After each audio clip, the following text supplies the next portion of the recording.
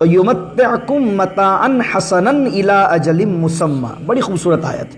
تو اللہ تعالیٰ تمہیں آسائش دے گا، آرام دے گا، متاعا حسنا، بہترین ساز و سامان دے گا، الی اجل مسمی، ایک مقررہ مدت تک اس دنیا میں. کچھ لوگ کہتے ہیں کہ اگر ہم دین پر چلیں گے تو ہم دنیا کا کاروبار نہیں کر سکتے، دنیا کی ترقی میں ہم پیچھے رہ جائیں گے. یہ فلسفہ ٹھیک نہیں ہے قرآن کی اس آیت کے مطابق، کہ اللہ تو کہہ رہا ہے دین پر چلو گے، توبہ کرو گے تو آسانیاں دوں گا، آرام دوں گا، آسائشیں دوں گا، دنیا کی دولت کے انبار لگا دوں گا. تو دین پر چلنے سے آدمی پریشانی میں نہیں آئے گا بلکہ ترقی پر جائے گا. اور آپ یہ دیکھیے یہاں پر متاعا حسنا پر غور کریں کہ جن کفار کو اللہ نے مال و دولت دیا ہے اور وہ اس مال و دولت کا ناجائز فائدہ اٹھا کر دنیا میں شر پھیلاتے ہیں، قرآن ان کے لیے استعمال کرتا ہے متاع الغرور. متاع کا معنی ساز و سامان، اور غرور معنی ایسا سامان جو آدمی میں گھمنڈ اور تکبر پیدا کرتے، اور وہ گھمنڈ اور تکبر اس کو دنیا میں شر کرنے پر ابھارے، اس کو قرآن کہتا ہے متاع الغرور. لیکن قرآن کریم نے یہاں مومن کو جو ساز و سامان دیا، جو دولت مومن کو دی ہے، اس کو متاع الغرور نہیں کہا بلکہ کہا متاعا حسنا. اللہ جو اس کو سامان دے گا وہ بڑا بہترین سامان دے گا. پھر فرمایا اور یہ تو دنیا کے لیے اس کی زندگی آسان کرے گا. وَيُؤْتِ كُلَّ ذِي فَضْلٍ فَضْلَهُ، اور ہم ہر فضل والے کو اس کا فضل عطا کریں گے. یعنی یہ جو فضیلت ہے یہ دنیا میں نیک اعمال کر کے وہ حاصل کرے گا، قیامت کے دن ہم اس کو فضل دیں گے. وَإِن تَوَلَّوْا يَسِّرْ لِي أَمْرِي وَاحْلُلْ عُقْدَةً مِّن لِّسَانِي يَفْقَهُوا قَوْلِي.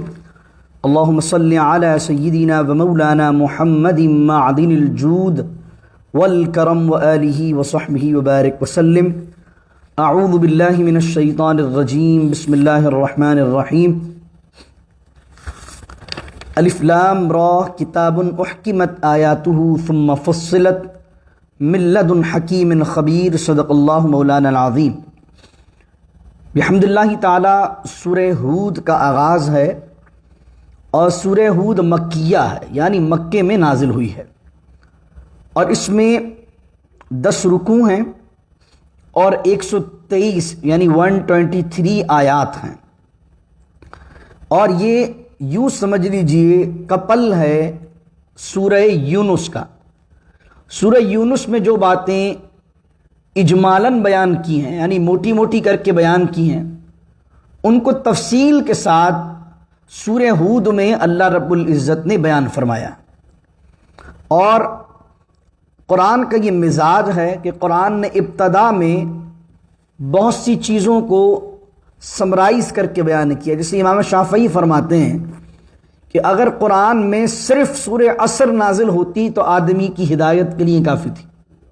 والعصر ان الانسان لفی خسر الا الذین آمنوا وعملوا الصالحات وتواصوا بالحق وتواصوا بالصبر.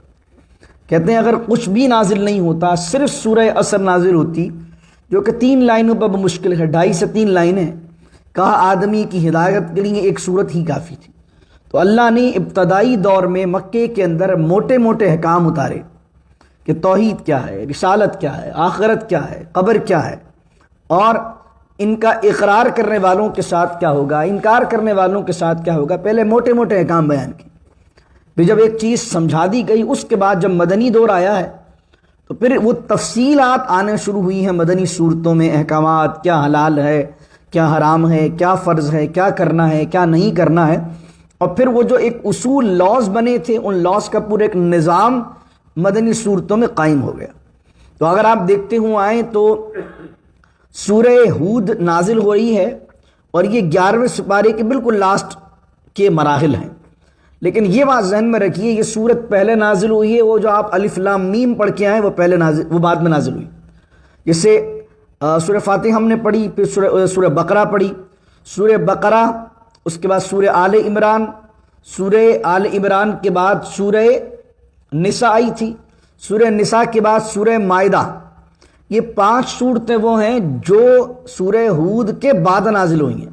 ترتیب میں آپ دیکھیں گے تو آپ کو ایسا لگے گا کہ وہ پہلے نازل ہوئی ہیں کیونکہ وہ پہلے سپاروں میں آ چکی ہیں اور یہ بعد میں نازل ہو رہی ہے. حالانکہ یہ صورت پہلے نازل ہو چکی ہے اور وہ جو احکامات آئیں گے وہ بعد میں آئیں گے. تب آپ اس ذہن سے سنیں گے تو آپ کو سمجھنے میں بڑی آسانی ہوگی کہ وہ جتنے احکام مدنی صورتوں کے وہ سارے بات کے ہیں، اور یہ مکیہ صورت ہے تو یہ پہلے نازل ہو چکی ہے۔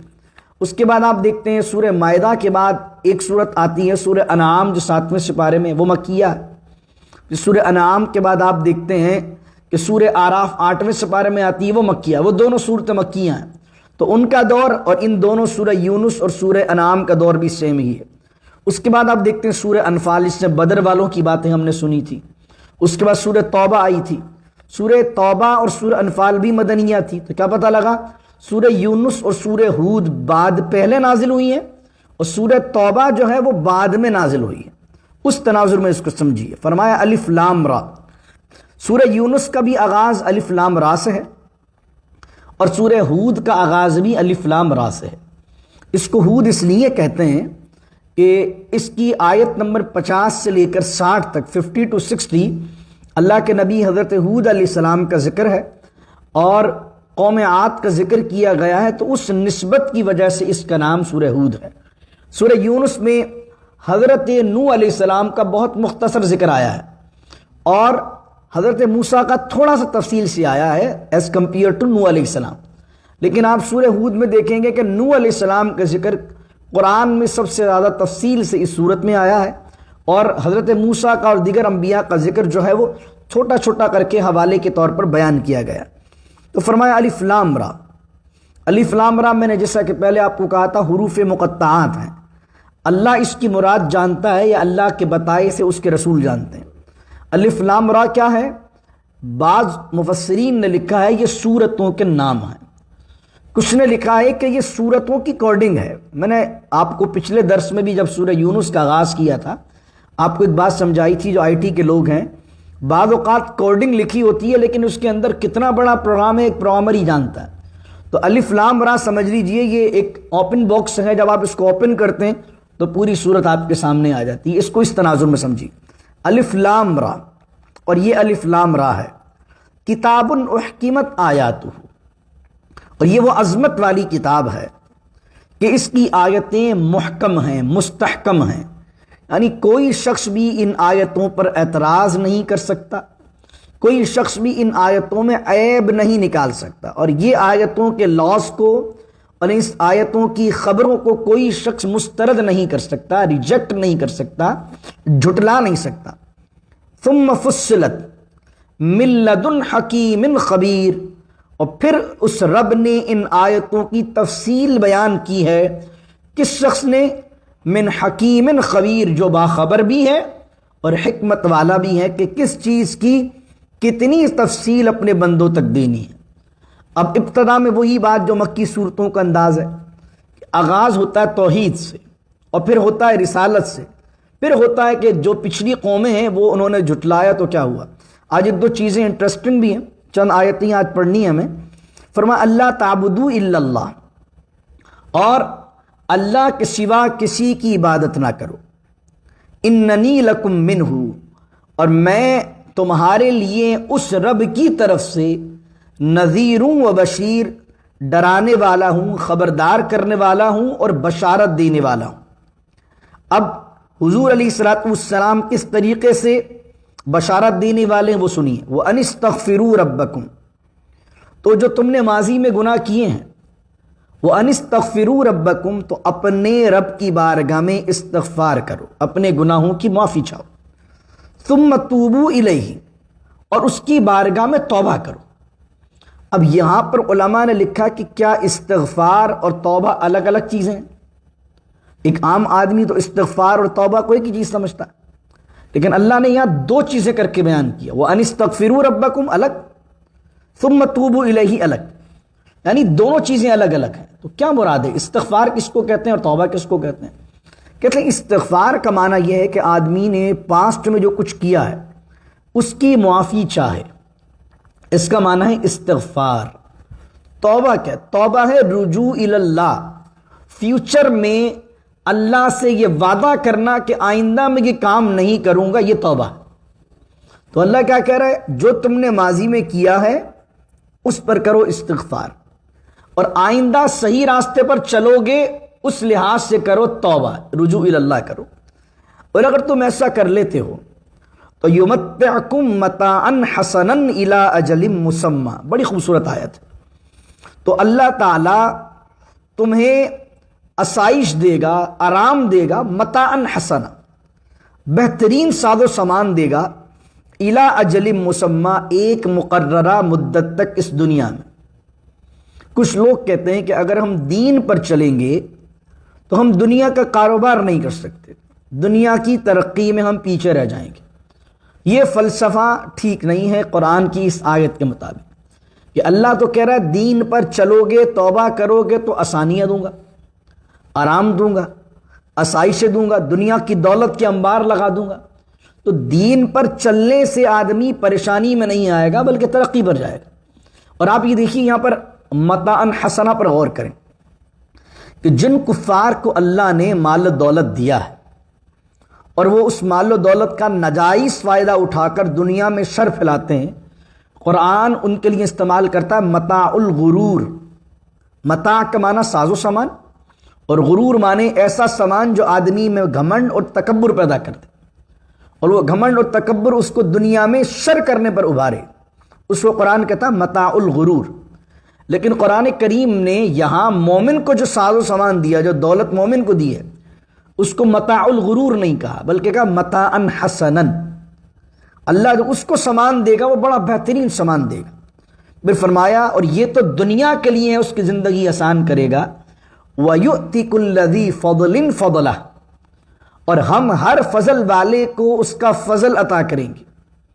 یعنی یہ جو فضیلتیں یہ دنیا میں نیک اعمال کر کے وہ حاصل کرے گا، قیامت کے دن ہم اس کو فضل دیں گے۔ وَإِن تَوَلَّوْا، اور جو اس سے پھرے، اب یہ حضور نذیر ہیں، وَإِن تَوَلَّوْا، اگر تم یہ نہیں کام کرتے ہو جو میں تمہیں بیان کر رہا ہوں، استغفار نہیں کرتے، رجوع الی اللہ نہیں کرتے، فَإِنِّي أَخَافُ عَلَيْكُمْ عَذَابَ يَوْمٍ كَبِيرٍ، تو میں تمہارے لیے ڈرتا ہوں بڑے دن کے عذاب سے۔ اِلَى اللَّهِ مَرْجِعُكُمْ، اور تمہیں اللہ کی طرف ہی لوٹنا ہے۔ فَهُوَ عَلَى كُلِّ شَيْءٍ قَدِيرٌ، اور وہ اللہ ہر چیز پر قادر ہے۔ أَلَا إِنَّهُمْ يَثْنُونَ صُدُورَهُمْ لِيَسْتَخْفُوا مِنْهُ أَلَا حِينَ يَسْتَغْشَوْنَ ثِيَابَهُمْ، اور خبردار یہ جو اپنے سینوں کو چھپاتے ہیں، پھیرتے ہیں یا دوہرا کرتے ہیں، لِيَسْتَخْفُوا مِنْهُ، اور یہ چاہتے ہیں کہ سینوں کو موڑ کر پھیر کر یہ اپنے آپ کو چھپا لیں۔ اس کی تفسیر میں علماء نے حدیث نقل کی ہے کہ کچھ لوگ مکے میں ایسے موجود تھے کہ نبی کریم صلی اللہ علیہ وسلم جب ان سے کوئی بات کہنا چاہتے تھے تو وہ سر جھکاتے تھے اور اپنے کندھوں کو اچکاتے ہوئے اپنے سینے کو ٹن کر کے نکل جاتے تھے کہ حضور کی نظر نہ پڑے۔ اور ایک روایت کے اندر آیا کہ یہاں جو فرمایا کہ یثنون صدورہم، اس سے مرادی ہوتا ہے کہ آدمی بڑی سی شال اوڑا ہوا اور جیسے ہی کوئی آدمی بات کرنا شروع کرے تو وہ شال کا ایک پٹکا جو ہے وہ کندھے پر ڈالے اور اکڑ کے نکل جائے، اس کو یثنون صدورہم کہتے ہیں۔ تو یہ لوگ یہ سمجھتے تھے کہ جس طریقے سے اگر قرآن کا پیغام ہم نے سن لیا تو پکڑ میں آئیں گے، نہیں سنا تو پکڑ میں نہیں آئیں گے۔ تو اللہ کہہ رہا ہے الا حین یستغشون ثیابہم، اور جب وہ اپنے اوپر کپڑوں کو لپیٹ رہے ہوتے ہیں، اوڑھ رہے ہوتے ہیں، یعلم ما یسرون وما یعلنون، اللہ جانتا ہے ان کے ظاہر کو بھی، اللہ جانتا ہے ان کے باطن کو بھی۔ اللہ تو ان کے حال کو جانتا ہے، یہ منہ چھپا کر، یہ سینہ ٹیڑھا کر کر، یہ فوراً سے نکل جانا کنی کترا کر، تو یہ اللہ سے چھپ سکتے ہیں؟ نہیں چھپ سکتے۔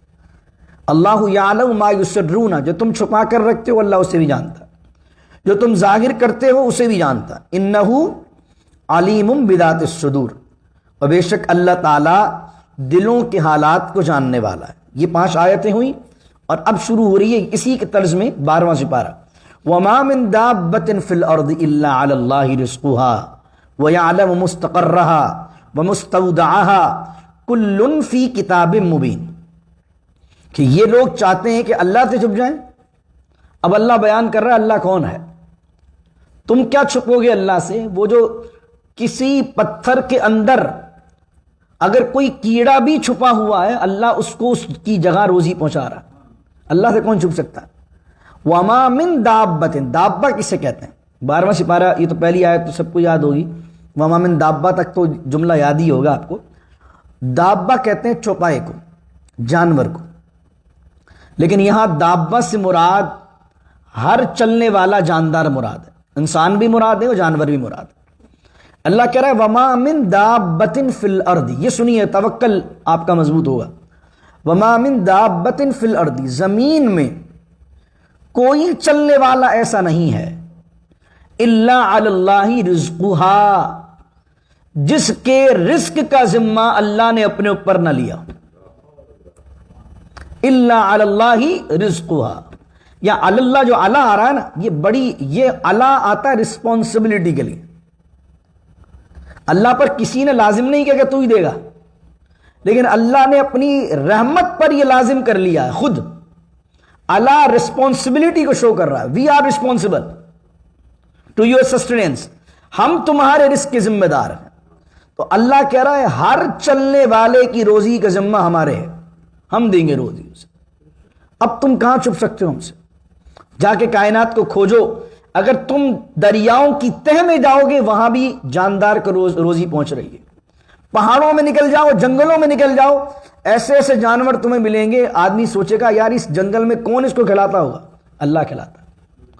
تو تمہارے اوپر بھی اللہ کہہ رہا روزی کا ذمہ اللہ نے لیا، محنت کرنا تمہارا کام ہے، رزق دینا میرے رب کا کام ہے۔ اللہ اکبر۔ پھر فرمایا وہ رب وہ ہے وَيَعْلَمُ مُسْتَقَرَّهَا وَمُسْتَوْدَعَهَا، اور وہ جانتا ہے تمہارے مستقر یعنی پیدا ہونے اور ٹھہرنے کی جگہ بھی، وَمُسْتَوْدَعَهَا، اور جہاں تم دفنائے جاؤ گے وہ جگہ بھی جانتا ہے۔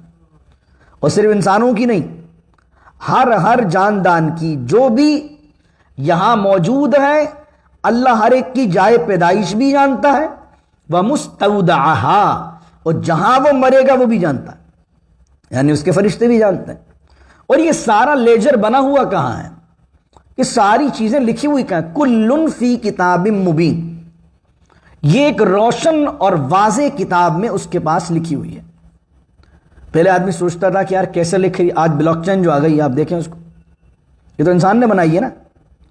آج دیکھیں ایک زمانے میں یہ فیس بک کا سرور، گوگل کے سرور تھے، ڈاؤن ہو سکتے تھے، ہیک ہو سکتے تھے، لیکن اس زمانے میں جس زمانے ویب 3 کے اندر ہم جی رہے ہیں، آئی ٹی اس بات کو پروف کر رہی کہ اب ہم ایسی دنیا کی طرف جا رہے ہیں انٹرنیٹ کے اندر، بلاک چین کے اندر، جس میں لیجر بنتے جا رہا ہے۔ تو آپ دیکھیں جو کرامن کاتبین ہیں کیا کر رہے ہیں، ہر شخص کا انڈیپینڈنٹ لیجر بنا رہے ہیں۔ ہم کسی اور کی ہارڈ ڈرائیو میں یا کسی اور کے سرور میں یا کسی اور کے کلاؤڈ میں سیو نہیں کر رہے اپنا ڈیٹا۔ وہ 2 کرامن کاتبین ہیں کہ جن کا آپ کا پرسنل کلاؤڈ ہے، اور اس میں آپ اپنا خود کا جو ہے وہ ڈیٹا جو ہے وہ سارا کا سارا اس کا لیجر بن رہا ہے، آپ کی ٹرانزیکشن، اس نے اس کے ساتھ زیادتی کی، اس نے اس کے ساتھ زیادتی کی، یہ پورا لیجر آپ کے گناہوں کا بن رہا ہے، اور ایک آپ کا فرشتہ آپ کا لیجر بناتا جا رہا ہے۔ اور دوسری طرف آپ نے کوئی نیکی کی، آپ نے کسی کو صدقہ دیا، اس نے صدقہ آگے دیا، اب یہ نیکیوں کا ایک لیجر بنتا جا رہا ہے، یہ پوری آپ کی بلاک چین بنتی جا رہی ہے۔ تو کل فی کتاب مبین، یہ تو دنیا کے اندر ایک آدمی نے آرٹیفیشل انٹیلیجنس کی، اے آئی کی مدد سے، دیگر چیزوں کی مدد سے کچھ الگوریتھم لگا کے بلاک چین بنا دی ہے۔ ایک اللہ کی بلاک چین ہے، نہ اسے کوئی بریک کر سکتا ہے، نہ اسے کوئی ہیک کر سکتا ہے، نہ اس میں کوئی امٹمنٹ کر سکتا ہے۔ تو آج آئی ٹی کا آدمی تو اگر ان چیزوں پر غور کرے، دین کی چیزوں پر، تو یہ چیزیں اس کے سامنے زیادہ واضح ہوتی ہیں۔ قرآن جو کانسیپٹ 1400 سال پہلے لے کر آیا، آج آئی ٹی وہ کانسیپٹ دے رہی ہے۔ تو اس وجہ سے مدارس میں اگر ایک عالم اسکالر جو بن رہا ہے اس کو یہ چیزیں بھی پڑھا دی جائیں ٹیکنالوجی کی، تو اس کو تو دین بہت اچھا طرح سے سمجھ میں آئے گا کہ یار جو آج دنیا جس طرف جا رہی ہے، قرآن 1400 سال پہلے وہ کانسیپٹ دنیا کو دے چکا ہے۔ اب سیکنڈ لاسٹ آیت میں پڑھتا ہوں، اس میں بھی ایک جو ہے وہ سوچنے کی اور غور کرنے کی چیز ہے، اور کیا اس میں اللہ کا راز ہے یہ آپ بھی سوچیے۔ ماشاءاللہ آپ سے پڑھے لکھے لوگ ہیں، کوئی ڈاکٹر ہے، کوئی آئی ٹی ایکسپرٹ ہے، تو اس پر قرآن پر غور کیا کریں، بڑے راز کھلتے ہیں دنیا کے۔ وَهُوَ الَّذِي خَلَقَ السَّمَاوَاتِ وَالْأَرْضَ فِي 6 أَيَّامٍ، اور وہی اللہ ہے جس نے آسمانوں اور زمینوں کو پیدا کیا ہے 6 دنوں میں۔ وہی آیت آئی جو سورہ یونس کی ابتدا میں نے بیان کی تھی، 6 دن میں۔ میں نے پہلے بیان کیا تھا اس 6 سے کیا مراد ہے۔ یہ آیت ابھی تک متشابہ ہے، کوئی نہیں جانتا مکمل طور پر 100% کہ ان 6 دنوں سے کیا مراد ہے۔ کچھ کہتے ہیں کہ اس 6 دنوں سے دنیا کے 6 دن مراد ہیں، جیسے 24 گھنٹے 24 گھنٹے 24 گھنٹے۔ کچھ کہتے ہیں قرآن کہتا ہے کہ اللہ کے نزدیک جو ایک دن ہے، کہ الف سنۃ مما تعدون، 1000 سال کے برابر ہے. تو ہزار ہزار ہزار ہزار یہ 6000 جو ہے وہ دن بنیں گے، اس کے بعد جا کے ایک دن 6 دن مکمل ہوں گے. اور ایک جو بات دل کو لگتی ہے، جو اس وقت اگر ایک بحیثیت ایک چھوٹے سے سائنس کے طالب علم ہونے کے اگر ہم سوچیں تو کچھ مفسرین نے لکھا اس سے مراد ہے 6 اسٹیپس، 6 پیریڈز. دنیا کو اللہ نے 6 اسٹیپ میں بنایا ہے، یا 6 ایام سے مراد ہے دنیا کو اللہ نے 6 پیریڈ سے بنایا ہے. اگر آپ اس لحاظ سے دیکھتے ہیں تو جو لوگ بگ بینگ تھیوری کو اور وہ جو پہلا ورلڈ ایکسپلوژن ہوا ہے دنیا کے اندر، اس کو اور ان آیتوں کو کنیکٹ کرتے ہیں تو ان کی بات بھی عقل میں کچھ نہ کچھ آتی ہے. باقی اصل مراد اللہ ہی جانتا ہے. ہم یہ نہیں کہہ رہے کہ یہی مراد ہے، لیکن اللہ ہی اصل مراد ان آیتوں کی جانتا ہے. وہ 6 اسٹیپ میں 6 پیریڈز میں وہ دنیا تخلیق ہوئی ہے. پھر ایک اور آیت ہے، اس کا بھی مفسرین نے بہت کچھ اس پہ لکھا ہے، لیکن آج تک یہ آیت جو ہے بیان نہیں کی جا سکتی کہ اس سے اصل مراد کیا ہے. وَكَانَ عَرْشُهُ عَلَى الْمَاءِ، اللہ نے 6 دنوں میں یا 6 پیریڈز میں 6 ادوار میں کائنات کو بنایا، زمین و آسمان کو بنایا، اور اس کا عرش تھا پانی پر. اب یہ جو چھوٹا سا جملہ ہے نا، وَكَانَ عَرْشُهُ عَلَى الْمَاءِ، اس پر بڑی بڑی کتابیں لکھی گئی ہیں، لیکن ابھی تک یہ آیت متشابہ ہے کہ اس کائنات کو بنانے سے پہلے اللہ کا عرش پانی پر تھا. کیا مراد ہے اس؟ کچھ لوگ یہ بیان کرتے ہیں، کہتے ہیں اس سے مراد یہ ہے کہ اس کائنات کے بننے سے پہلے جو سب سے پہلی چیز تھی وہ پانی تھی، اور پانی پر اللہ کا عرش تھا. یہ سمپل سی بات ہے. کچھ لوگ کہتے ہیں کہ عرش سے مراد کوئی فزیکل تخت نہیں ہے، عرش سے مراد ہے بادشاہی، اتھارٹی، اقتدار، سلطنت. فرمائے کائنات کے بننے سے پہلے پانی تھا، اور پانی جو تھا وہ اس پر اللہ کی بادشاہی تھی، جو بادشاہی تھی، سلطنت تھی، وہ پانی پر تھی. کچھ لوگ کہتے ہیں اس سے مراد یہ نیچرل واٹر نہیں ہے، بلکہ جو میٹر ہے، اگر آپ فزکس کی زبان میں سمجھیں، اگر آپ سائنس کی زبان میں سمجھیں، میٹر جو ہے وہ لیکوڈ فارم میں تھا، جس کو فلوئڈ کہتے ہیں، FLUID، فلوئڈ جس کو کہتے ہیں، وہ اس فارم میں پہلے موجود تھا، اور اللہ رب العزت نے اس سے جو ہے وہ کائنات کو بنایا. کچھ لوگ کہتے ہیں کہ بگ بینگ تھیوری سے جو ریلیٹ کرتے ہیں، میں نے جیسے بیان کیا کہ ایک دھماکہ ہوا، بڑا سا بگ بینگ ہوا، بگ بینگ کے بعد ہر چیز اپنی اپنی جگہ بکھر گئی، تو زمین جو ہے وہ بہت زیادہ گرم تھی اس وقت. اب جب زمین جو ہے وہ گرم تھی تو اس کی گرمی کی وجہ سے ایک ایٹماسفیئر بنا. ایک ایٹماسفیئر کے اندر کچھ گیسز نکلی جو ایٹماسفیئر میں گئیں، اور ان کے اندر جو گیسز تھیں ان میں ہائیڈروجن بھی تھا اور آکسیجن بھی تھا. تو آکسیجن اور ہائیڈروجن نے ملا کے بنا دیے واٹر، اور پھر وہ واٹر جو ہے وہ زمین کو ٹھنڈا کرتا رہا. اس کے بعد ہزاروں، سائنس کہتی ہے ہزاروں سالوں تک، بگ بینگ کے بعد ہزاروں سالوں تک زمین پر بارش ہوتی رہی. اس بارش نے کیا کیا کہ جو بگ بینگ کا جو ایکسپلوژن تھا اس سے جو زمین کے اندر تپش آ گئی تھی، اس تپش کو آہستہ آہستہ کم کیا. ہائیڈروجن اور آکسیجن نے مل کر، جو ہم کیمسٹری میں پڑھتے ہیں، ہائیڈروجن ہم کیا پڑھتے ہیں اس کا فارمولا واٹر کا، H2O. ہاں ٹھیک ہے. تو اس کے تو کیا ہے، ہائیڈروجن اور آکسیجن مل کے واٹر بناتے ہیں نا. تو وہ جو گیسز نکلی ہیں زمین سے، وہ ہائیڈروجن اور آکسیجن نے پانی بنایا، پانی نے زمین کو ٹھنڈا کیا. اب زمین ہزاروں سال بعد جا کر سکڑنے لگی. جو زمین ہزاروں سال بعد جا کے سکڑی ہے، تو سکڑتی ہے کوئی چیز تو کہیں سے اوپر ہو جاتی ہے، کہیں سے نیچے ہو جاتی ہے. تو کہتے ہیں اس طریقے سے کہیں کی زمین فلیٹ ہو گئی، کہیں جو ہے اس طریقے سے پہاڑ بن گئے، اور پھر اسی میں کہ کہیں کی زمین جو ہے وہ چکنی مٹی بن گئی. اور اس چکنی مٹی سے اسپیشیز جو بنے، اس سے جناب آدم علیہ السلام و جناب اما حوا کو پیدا کیا گیا، جس کے بارے میں کہتا ہے انسان کو ایک چکنی مٹی سے پیدا کیا. وَلَقَدْ خَلَقْنَا الْإِنسَانَ مِنْ سُلَالَةٍ مِنْ طِينٍ، جس کو قرآن نے بیان کیا. تو جو لوگ سائنٹیفکلی اس چیزوں کو سمجھنا چاہتے ہیں قرآن سے ریلیٹ کر کے، وہ یہ پورا پروسیس کائنات کا بیان کرتے ہیں کہ پہلے کوئی جان نہیں تھی، زمین و آسمان تھے، زمین و آسمان، بارش ہوئی، یہ تمام چیزیں ہوئی، اور پھر اس مٹی سے جو چکنی مٹی وجود میں آئی، پانی کے اور اس تمام چیزوں کے ملاپ سے، پھر اس سے جو اسپیشیز پیدا ہوئے ہیں، اس سے ہیومن بنا ہے، اس سے انسان بنا. اللہ جانے کیا مراد ہے اس کی، لیکن یہ ساری چیزیں ہوئی کیوں ہیں؟ آیت ختم ہو رہی ہے وَكَانَ عَرْشُهُ عَلَى الْمَاءِ، اور اس کا عرش پانی پر تھا۔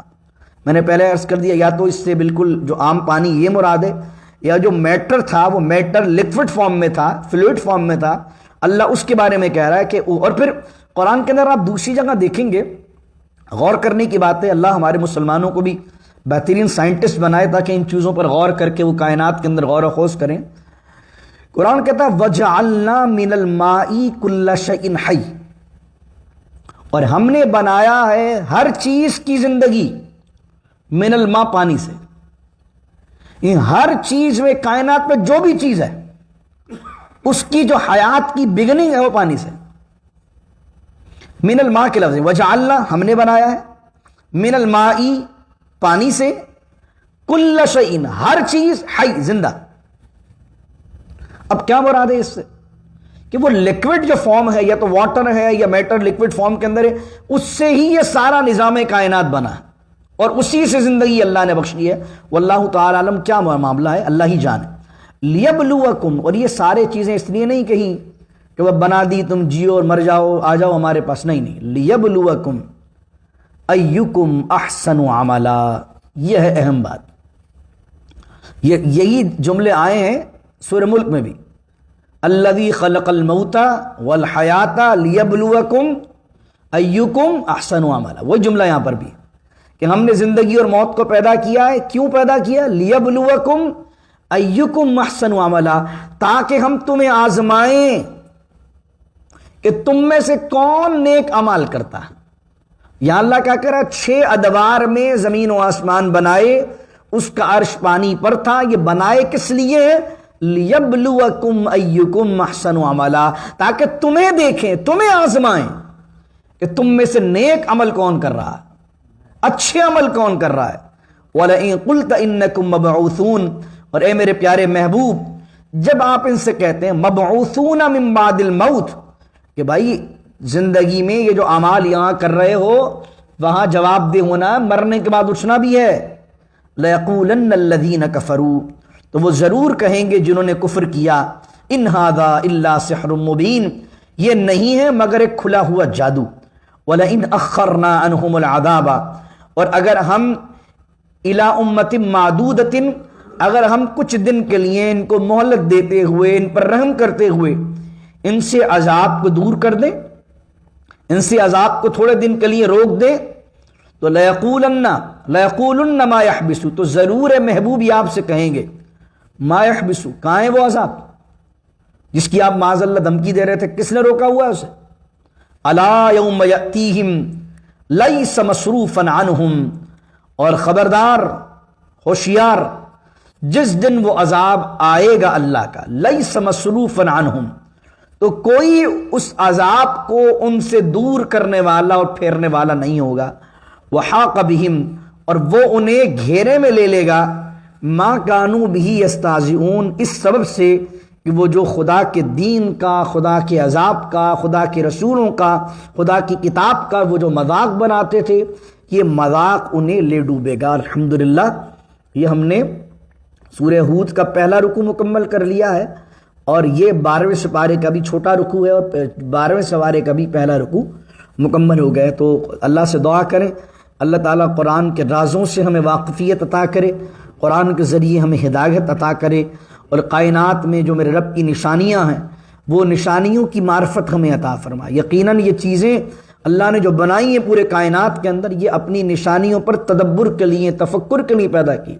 اللہ وہ نگاہ ہمیں دے دے، وہ علم دے دے کہ ہم کائنات کے ان چیزوں کو دیکھ کر، سمجھ کر اپنے رب کی معرفت تک پہنچ سکیں۔ بسم اللہ الرحمن الرحیم، الحمدللہ رب العالمین، والصلاة والسلام علی اشرف الانبیاء والمرسلین، ربنا ظلمنا انفسنا وان لم تغفر لنا وترحمنا لنكونن من الخاسرین، رب اجعلنی مقیم الصلاة ومن ذریتی ربنا وتقبل دعاء، ربنا اغفر لی ولوالدی وللمؤمنین یوم یقوم الحساب، ان اللہ وملائکتہ یصلون علی النبی یا ایہا الذین آمنوا صلوا علیہ وسلموا تسلیما، اللهم صل وسلم وبارك على سيدنا ومولانا محمد معدن الجود والكرم وآله وصحبه وبارك وسلم. سبحان ربك رب العزة عما يصفون وسلام على المرسلين والحمد لله رب العالمين. لا إله إلا الله محمد رسول الله صلى الله عليه وسلم.